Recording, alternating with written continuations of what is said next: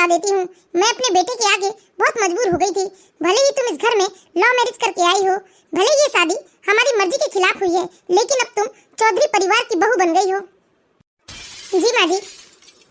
इस हिसाब से तुम एक बात हमेशा याद रखना, चौधरी परिवार की बहुएं हमेशा सजी धजी सी रहती हैं और सिर पे हमेशा लंबा घूंघट डला होता है। तो मेरी ये बात तुम गांठ बांध लो, तुम्हारे सिर पर लंबा घूंघट होना चाहिए। भले ही तुम घर में रहो, लेकिन फिर भी तुम्हें भारी भरकम गहनों से सजी रहना चाहिए। और घर में हर छोटे बड़े की सेवा की जिम्मेदारी इस घर की बहू यानी कि तुम्हारी होगी। माँ जी, मैं इससे ज्यादा लंबा घूंघट में सहज महसूस नहीं करती हूँ। मुझे कुछ दिखाई नहीं देता माँ जी, तो मुझे चलने में बहुत दिक्कत आती है। ऐसा लगता है कि मैं किसी चीज से टकराकर नीचे गिर जाऊंगी। हाय राम, मम्मी, भाभी की तो पैर अभी जमे भी नहीं और भाभी आपको जवाब दे रही है। मंदाकिनी, तुम चुप रहो, अभी बड़ों की बात हो रही है ना। तुम छोटी हो, तुम्हें इस तरह से बीच में बोलने का अधिकार नहीं है। क्या तुम मेरे दिए संस्कार भूल गई हो? माफ कीजिए माँ।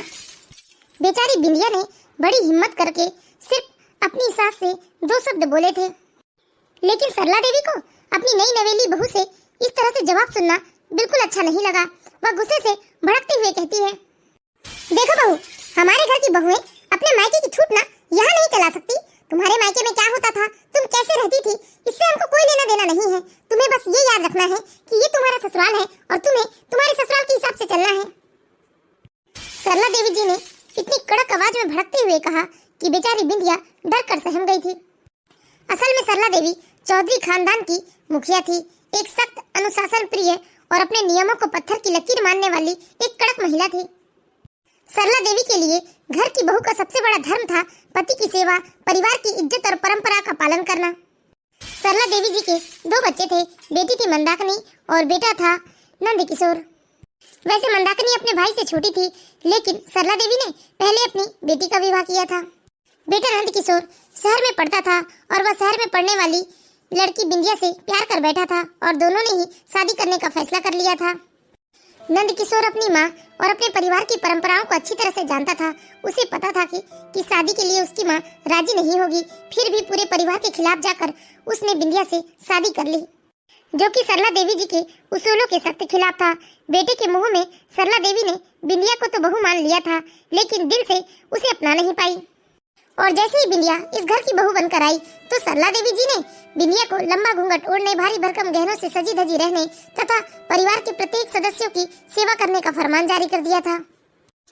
बिंदिया के लिए सज धज कर रहना, सबकी सेवा करना, ये तो सरल था, लेकिन हमेशा नाक के नीचे तक घूंघट रखना, ये उसे बहुत कठिन लग रहा था। बस इसी बात को लेकर पहले दिन से ही सास बहू में मतभेद और मनमुटाव उत्पन्न हो जाता है। याद रहेगा ना बहू तुम्हें, मैंने तुम्हें क्या बताया है, तुम्हें कैसे रहना है इस घर में। लेकिन माँ जी, वो लंबा घूंघट।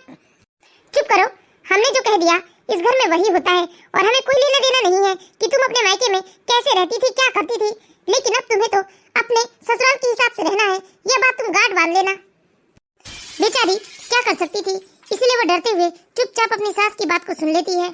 जैसे तैसे एक दिन तो कट जाता है और अगले दिन सुबह 5:30 बजे जब बिंदिया उठती है, तब बिंदिया को देखकर उसकी सास सरला देवी गुस्से से आग बबूला हो जाती है। मैं सुबह के 5:30 बजे ही नहा धोकर तैयार हो गई। मैं मम्मी को मैसेज कर देती हूँ, मम्मी ये सुनकर बहुत खुश हो जाएगी। बहू जी प्रणाम माँ जी। लगता है बहू तुम्हें इस घर के नियम का कुछ पता नहीं है। इस घर की बहुओं को सुबह 4 बजे उठना होगा और खाना सबके खाने के बाद ही आखिरी में खाना होता है। और एक बात का विशेष ध्यान रखना, किसी पुरुष से सीधे बात नहीं करना और अपने मायके वालों से थोड़ा दूर ही रहना। ये बार-बार अपने मायके वालों से फोन में बात करना, ये हमारे घर में नहीं चलता। और हाँ, बार-बार मायके वालों से मेल जोल भी नहीं होता यहाँ। और ये बात तुम अपने मायके वालों को भी बता देना कि अब उनकी बेटी की शादी हो चुकी है, वो अपनी बेटी के साथ फोन में लटके नहीं रहेंगे दिन भर। कहाँ बेचारी बिंदिया खुशी-खुशी ये सोचकर उठी थी कि उसके ससुराल वाले खुश हो जाएंगे कि वो इतनी जल्दी नहा धोकर तैयार हो गई। और कहाँ उसके ससुराल में उसकी सास ने सुबह-सुबह उसे इतने सारे नियम कानून सुना दिए, जिसे सुनकर तो ऐसा लगा बिंदिया को जैसे वो ससुराल में नहीं किसी कैद खाने में आ गई है। पुराने जमाने के एक से एक नियम इस घर में लागू हो रहे थे। कुछ दिनों तक तो बेचारी बिंदिया नई बहू होने के नाते कुछ नहीं बोल पाती थी। वह अपनी सास की सारी बातें और सारे नियम कानून चुपचाप मान लिया करती थी। लेकिन जब दिन पर दिन सरला देवी की परंपराओं के नाम पर नियम और सख्त होते ही गए, तो एक दिन बिंदिया बहुत ही ज्यादा परेशान हो जाती है और वो परेशान होकर सरला देवी से बोल ही देती है, बहू, क्या तुम अपने मायके से इतना भी सीख कर नहीं आई कि झाड़ू लगाते समय कमर जरा नीचे झुकी हुई होना चाहिए? तुम हमारे घर की परंपरा नहीं तोड़ सकती। तुम्हारे मायके में कैसे झाड़ू लगाते थे, कैसे झाड़ू पकड़ते थे, इन सब से हमें कोई लेना देना नहीं है, लेकिन चौधरी खानदान में जब बहुएं झाड़ू लगाती हैं तो उनकी कमर नीचे झुकी हुई होती है। माँ जी, क्या इस घर में बहुओं को इंसान नहीं समझा जाता? बहू की इतनी बात सुनते ही सरला देवी तो गुस्से से तमतमा जाती है। अरे तेरी जैसी बहुओं ने ही औरतों को बर्बाद कर दिया है, बड़ी आई इंसान और इंसानियत बताने वाली। माँ जी, बर्बादी तो तब होती जब औरतें अपना मान सम्मान भूल जाती हैं। माँ जी, जमाना बदल गया है और अब औरतें भी पढ़ लिख कर पूरे सम्मान के साथ अपनी जिंदगी गुजार रही हैं। बहू ने इतनी बात क्या कही, घर में मानो तूफान सा आ गया। और अब बिंदिया इस घर में मानो बहू ही नहीं बल्कि बगावत का दूसरा नाम बन चुकी थी। घर में उसकी पढ़ाई लिखाई को लेकर उसे ताने दिए जाने लगे थे। अब घर दो हिस्सों में बंटने को आ गया था। असल में आज भी इस घर में सरला के देवर देवरानी भी साथ में रहते थे। उनके एक बेटे बहू थे। जब घर में ये तूफान मचता है तो सरला जी की देवरानी की बहू डिलीवरी के लिए मायके गई हुई थी। तभी सरला की देवरानी आकर कहती है बिंदिया से, हाय राम बहू रानी, अच्छा हो गया जो आज मेरी बहू यहाँ नहीं है, वरना मेरी बहू भी ऐसी उल्टी सीधी बात सीख लेती। जी, लगता है अब आपकी परंपरा और नियम कानून इस घर में नहीं टिकने वाले हैं। अरे बहू रानी, इस घर में हमारी भी तो बड़ी बहू है, लेकिन उसने आज तक अपनी बड़ी सास से कभी जुबान नहीं लड़ाई। अरे मैंने और मेरी बहू ने भी तो जिज्जी से ताने सुने हैं, लेकिन हम लोगों ने कभी पलटकर जवाब नहीं दिया जो आज तुम दे रही हो अपनी सास को। हाँ चाची जी, आपने इतना सब बर्दाश्त किया तो क्या मिला आपको? बन पाई आप माँ जी की नजरों में एक परफेक्ट देवरानी? आपने सुना है चाची जी कभी माँ जी से अपनी तारीफ? बिंदिया की इतनी बात सुनकर बिंदिया की चाची सास चुप हो जाती है। वैसे बिंदिया की बात कहीं से भी गलत नहीं थी, बिंदिया कह तो सही रही थी। नंद किशोर, अपनी पत्नी को समझाओ, वह तुम्हारी माँ से जुबान लड़ा रही है। हाँ नंद किशोर, समझाओ अपनी पत्नी को। क्या चौधरी खानदान की बहुएं अपनी सास को इस तरह से जवाब देती है? तुमने कभी सुना है मैंने तुम्हारी माँ को जवाब दिया है? घर में तो जैसे कोहराम समझ गया था।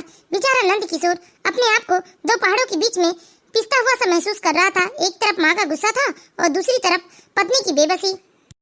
फिर भी नंद किशोर ने बिंदिया को समझाया, बिंदिया, मैं तुमसे कितनी बार कहता हूँ कि तुम माँ की बातों पर ध्यान मत दिया करो।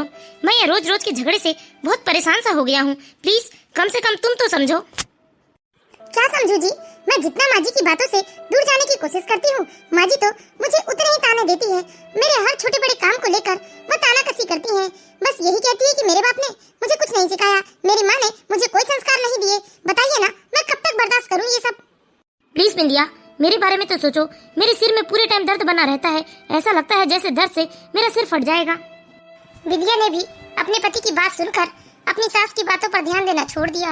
ऐसे धीरे धीरे समय बीत रहा था, लेकिन सरला देवी तो अपनी बहू बिंदिया को ताना मारने का एक मौका नहीं छोड़ना चाहती थी। एक दिन बिंदिया रसोई में काम कर रही थी, तभी बिंदिया की सास सरला देवी रसोई में आ जाती है और किसी बात के लिए सरला से लड़ने झगड़ने लगती है। देखिए बाजी, मैंने कहा ना कि मुझे आपके बेतुके सवालों का कोई जवाब नहीं देना है और मैं आपके हाथ पैर जोड़ती हूँ, आप मेरे सामने से हट जाइए। मैं आपसे किसी भी तरह का कोई बहस नहीं करना चाहती। अच्छा, तुझे इतनी ही आजादी चाहिए, इतना ही हम लोगों से दिक्कत है तो ये घर छोड़कर चली क्यों नहीं जाती? जब समाज तेरी इज्जत उतारेगा ना तब पता चलेगा। घर छोड़ने से इज्जत नहीं जाती माँ जी, लेकिन आत्मसम्मान खो देने से औरत मर जरूर जाती है। बिंदिया, मैंने तुमसे कहा था ना। मैं क्या करूं? मैं तो इनके पास लड़ने झगड़ने नहीं गई थी। यही मुझे ताना देने का एक मौका नहीं छोड़ती। देखिए मेरी बात मानिए, घर में सुख शांति चाहते हो ना तो मुझे नौकरी करने की इजाजत दे दीजिए। जब मैं कुछ घंटे घर से बाहर रहूंगी तो घर का माहौल भी ठीक रहेगा। क्या नौकरी करेगी तू? नौकरी करने के बारे में सोच भी कैसे लिया तूने? अरे चौधरी खानदान की बहुएं घर चलाती है, नौकरी नहीं। देखिए माँ जी, नौकरी मैं अपनी पहचान बनाने के लिए करना चाहती हूँ। और दूसरी बात, जब मैं घर से कुछ घंटों के लिए दूर रहूंगी तो घर में भी सुख शांति रहेगी और आपको भी चैन मिलेगा। तेरी पहचान इस घर की बहू होने से है, नौकरी करने से नहीं होगी। बेचारा नंद किशोर खड़ा होकर ये सब देख रहा था। उसने पहली बार अपनी पत्नी के चेहरे पर एक गहरी पीड़ा देखी थी, जो हारने वाले योद्धा की नहीं बल्कि अपने ही घर में पराई बना दी गई औरत की थी। बेचारा नंद किशोर कर्तव्य और प्यार की जंग में अब अंदर से टूटता जा रहा था। देखिए जी, घर का माहौल दिन ब दिन बद से बदतर होता जा रहा है। आप माँ के डर से कब तक कुछ नहीं बोलेंगे? बिंदिया, मैं माँ का दिल नहीं दुखा सकता। पति की बात सुनकर बिंदिया की आंखों में आंसू आ गए और वो अपने पति से पूछ बैठी, और मेरा क्या? और मेरा दिल? मेरा क्या? अरे मैं तो यहाँ आपके ही भरोसे से हूँ ना। पत्नी की बात सुनकर नंदकिशोर चुप रह गया। क्या बोले वो बिंदिया से, उसे खुद समझ में नहीं आ रहा था। नंदकिशोर अच्छी तरह से जानता था कि बिंदिया के साथ इस घर में सही व्यवहार नहीं हो रहा है, लेकिन नंदकिशोर क्या कर सकता था, क्योंकि उसके माँ के आगे तो घर के बड़े नहीं बोल पाते थे, खुद उसके पिताजी नहीं बोल पाते थे, फिर वो कैसे कुछ बोलता। घर के माहौल को लेकर अब नंदकिशोर काफी तनाव में रहने लगा। इस खिंचाव और मानसिक तनाव के चलते एक दिन वो ऑफिस में बेहोश होकर गिर पड़ा। नंदकिशोर को तुरंत ही अस्पताल लाया गया, जहां डॉक्टरों ने कहा कि नंदकिशोर को अत्यधिक तनाव है। अगर जल्द ही घर का माहौल नहीं सुधरा तो इसका असर जानलेवा हो सकता है। देखिए, आपके बेटे को अत्यधिक तनाव हो गया है। यदि इसने तनाव लेना कम नहीं किया या फिर आपके घर का माहौल ठीक न हुआ तो ये इसके लिए जानलेवा साबित हो सकता है। डॉक्टर की ये बात सुनकर तो सरला देवी जैसे कांप उठी थी। अब उसका ध्यान अपने बेटे की ओर गया और उसने अपने बेटे की आंखों को देखा तो आंखों के नीचे गहरे काले घेरे बन गए थे। यह उनका बेटा है जो उनकी जिद और बहू के आत्मसम्मान की लड़ाई में बर्बाद हो रहा था। फिर उन्होंने अपनी बहू बिंदिया की ओर देखा, जिसकी आंखें आंसुओं से भरी थी। बिंदिया अपने रोते हुए पति की ओर देखे जा रही थी। फिर वह अपने आंसुओं को पोंछते हुए अपनी सास की ओर देखकर अपनी सास से कहती है, माँ जी, मैंने कभी आपका अपमान नहीं किया, बस खुद के लिए एक जगह मांगी थी आपके घर में। लेकिन माँ जी, मुझे नहीं लगता कि मैं कभी आपके उस घर में अपनी जगह बना पाऊंगी और आपकी बनाई परंपराओं पर कभी खरी उतर पाऊंगी। इसलिए मैं अपने पति की ठीक होते ही अपने पति को लेकर यहाँ से कहीं दूर चली जाऊंगी, जिससे कि ना कि आपकी परंपराओं को ठेस पहुँचे और ना ही आपके घर के मान सम्मान पर कोई सवाल उठाए। माँ जी, मैं नहीं हूँ उस लायक कि आपकी परंपराओं को लेकर चल सकूं। अपनी बहू बिंदिया की बात सुनकर और अपने रोते हुए बेटे की तरफ देखकर न जाने पहली बार ऐसा क्या हो गया कि सरला देवी का दिल जैसे भारी सा हो गया। सरला देवी ने अपनी बहू बिंदिया को ध्यान से देखा, उसके आंसुओं को देखा। जितना अपने बेटे के लिए सरला जी परेशान थी, उससे कहीं ज्यादा तो बिंदिया परेशान थी। बहू बेटे की ऐसी हालत देखकर तो सरला देवी को कहीं न कहीं एहसास जरूर हो गया था कि उनके बेटे की ऐसी हालत उनकी जिद की वजह से हुई है। वह खुद ही सोचने लगी कि क्या मैंने सच में अपनी बहू के साथ बहुत बुरा व्यवहार कर दिया है। वो भी सिर्फ बिंदिया की गलती क्या थी कि उसने और नंदकिशोर ने लव मैरिज की थी। हे भगवान, मेरी जिद की वजह से आज मेरे बेटे की हालत क्या हो गई है कि मेरा बेटा हॉस्पिटल में एडमिट हो गया है। बेटा, बेटा नंदकिशोर, देख तेरी माँ तेरे सामने खड़ी है। अपने बेटे की ओर बढ़ते हुए सरला देवी ने अपने बेटे के हाथ को अपने हाथ में लिया और अपने बेटे से कहने लगी, बेटा, मेरी असली इज्जत तो तू है। मेरा मान सम्मान, मेरा अभिमान सब तो मेरे बच्चे हैं ना। तुम बस जल्दी से ठीक हो जाओ बेटा। तुम्हारी खुशी के लिए मैं कुछ भी करने को तैयार हूँ। मेरी जिद की वजह से आज तेरी ऐसी हालत हो गई बेटा। तेरी ऐसी हालत की जिम्मेदार तेरी अपनी माँ है बेटा। लेकिन एक बार अपनी माँ को माफ कर दे बेटा और जल्दी से ठीक हो और घर चल। देख देख, मैं तेरे लिए सब कुछ बदल दूंगी बेटा, सब कुछ। अपनी पत्नी और माँ की बातें नंदकिशोर सुन रहा था, लेकिन वह प्रत्युत्तर में सिर्फ अपने आंसू बहा रहा था। लेकिन इस बार ये आंसू लड़ाई झगड़े क्रोध या तनाव के लिए नहीं, बल्कि ये तो सुख के आंसू थे, खुशी के आंसू थे। सच में सरला, मैंने आज तक कभी तुमसे कुछ नहीं कहा, लेकिन देखो आज तुम्हारी जिद की वजह से मेरा बेटा, मेरा एक लौता बेटा अस्पताल में भर्ती हो गया है। मेरे बेटे की गलती ही क्या थी सरला?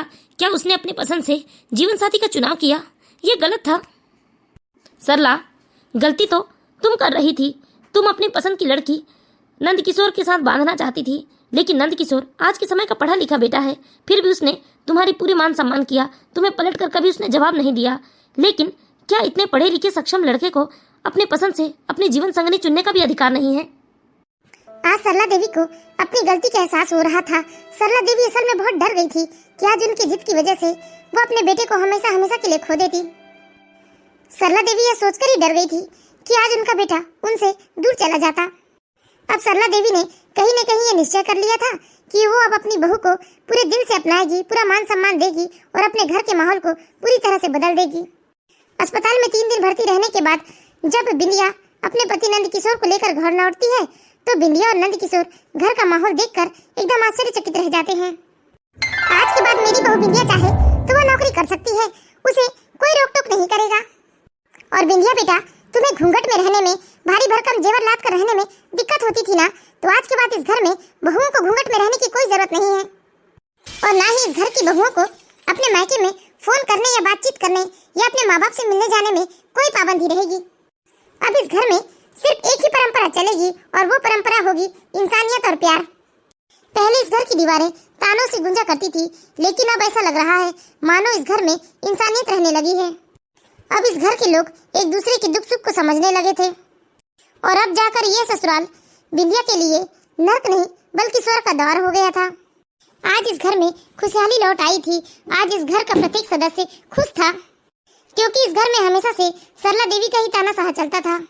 लेकिन अब सरला जी को अपनी गलती का एहसास हो गया और सरला जी इस घर के प्रत्येक सदस्य को इंसान समझने लगी थी। तो हम आशा करते हैं दोस्तों आप लोगों को हमारी ये कहानी जरूर पसंद आई होगी। यदि कहानी अच्छी लगी हो तो प्लीज इस वीडियो को लाइक कीजिए और इसी तरह की मोरल स्टोरीज देखते रहने के लिए हमारे चैनल सास बहू की दुनिया को सब्सक्राइब करें। Thank you watching for my video.